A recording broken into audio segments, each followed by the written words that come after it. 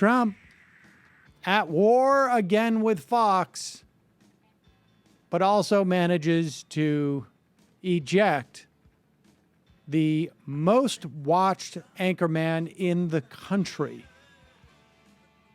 Not even the most watched. I think he's more watched than all three of the networks combined, ABC, or the broadcast networks, the major three, ABC, NBC, and CBS. It was amazing. The Univision anchorman, Jorge Ramos, was asking a question. And I don't know. He seemed to be to asking the question before he was called on or somewhat. I don't know.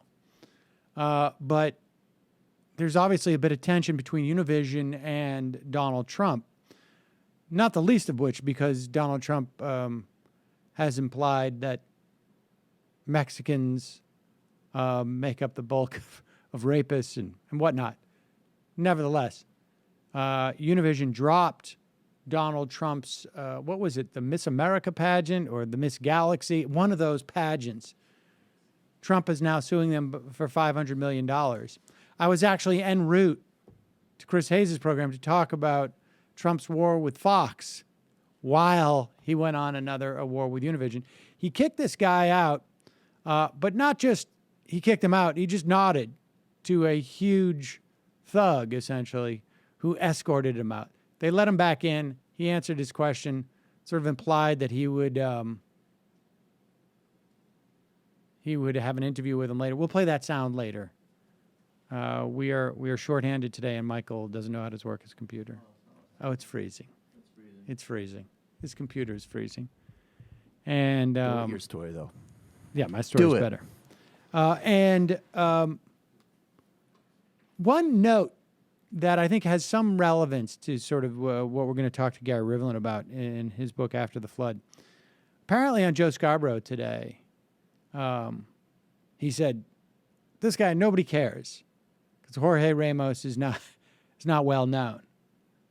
And it just, now of course, this guy is basically like Walter Cronkite. And we don't have Walter Cronkites in the white world anymore. But he is the Walter Cronkite of the Spanish-speaking world in the United States. Or the Latino, Hispanic, I guess, world. Not necessarily Spanish-speaking. But that level of ignorance by Joe Scarborough, or just assuming that we can just say, nobody knows who he is. He's really just talking about nobody in his little world knows who he is.